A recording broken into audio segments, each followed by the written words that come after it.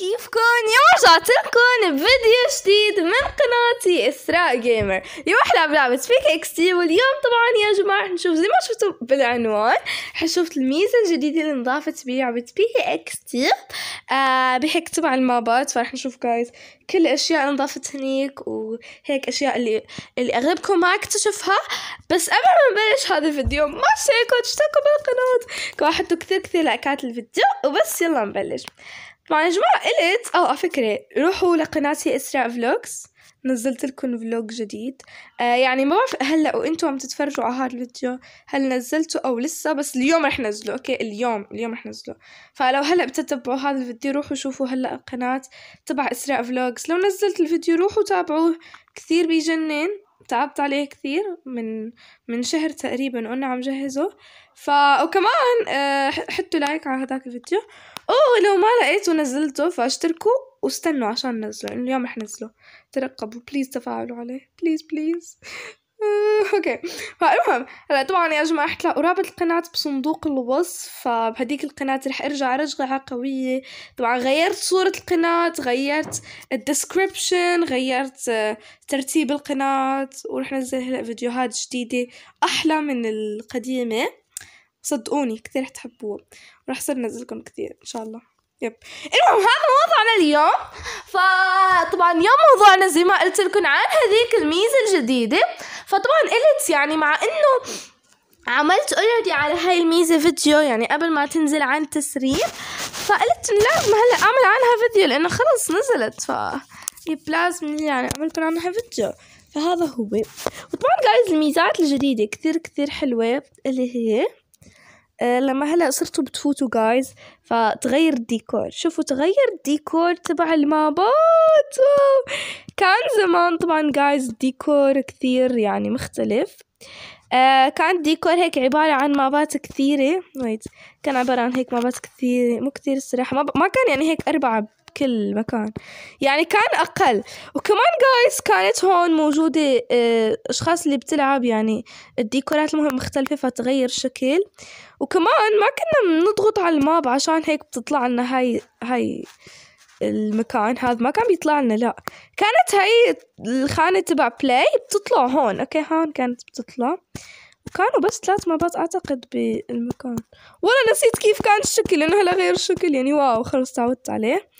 كمان صراحة هذا الشكل أحلى. اكتبوا لي أنتم بالتعليقات شو هو أفضل شكل، يعني هل هذاك ولا هذا.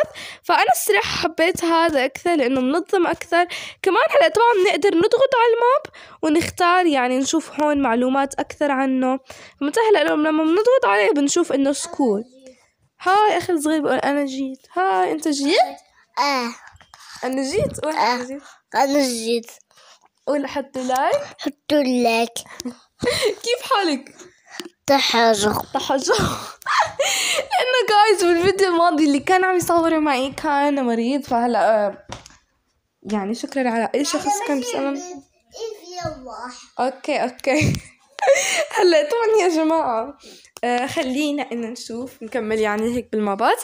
فأنا طبعا رح ناخذ هذا الماب الأول كمثال اللي هو ماب تبع بيكيكس يعني رسمي، يعني الادمنز تبع اللعبة هن اللي صنعوه.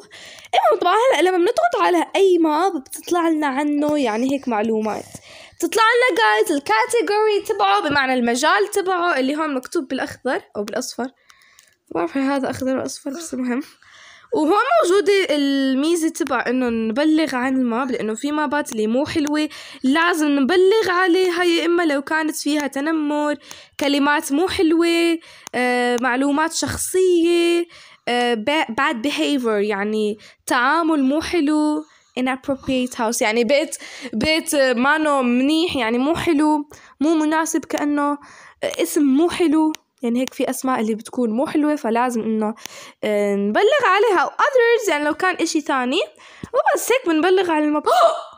بلغت على ماب بيكيكس دي أصلا ما في مشكلة لأنه ما راح يصير إشي لأنه أصلا هن بيكيكس دي يعني. بس لو بلغت عن شخص تاني فراح يكون مشكلة يعني بلغت عن شخص هو بريء هو او ماي جاد اسفه كثير والله بقى ما كان قصدي، بس المهم هذا جمعتكم بيكيكس يعني خلص ما في مشكله، هن بيكيكس دي اصلا يعني ما راح يصير ولا اشي لهم لانه هن بيكيكس دي.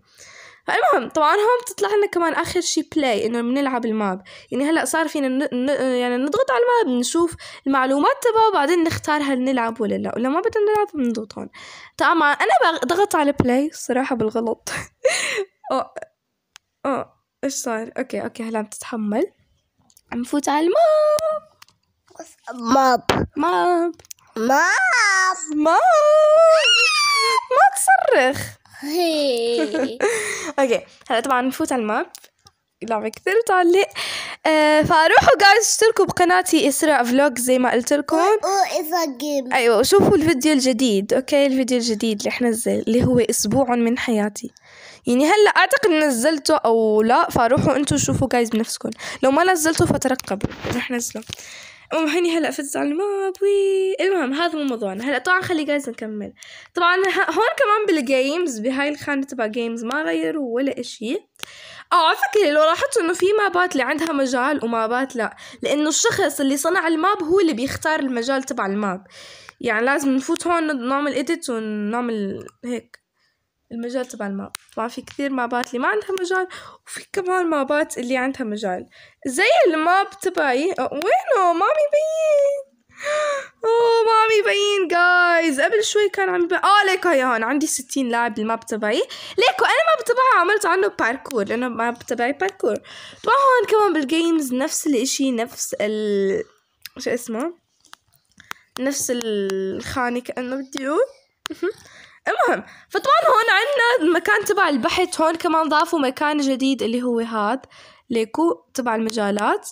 لما بنضغط عليه طبعا هذا بيساعدنا عشان نلاقي مابات بشكل يعني أسرع. مثلا لو بدنا نبحث عن مابات تبع المدرسة فرح نضغط هون على سكول اللي هي مدرسة، ورح نضغط على السيرش. اوكي يلا وبعدين رح يطلع لنا جميع المابات اللي عندها علاقة بالمدرسة. في بس شوي واو، بس هالميزة طبعا بتخلي الماب تبعك يصير مشهور. واو ساني سكول 2023 فوكس.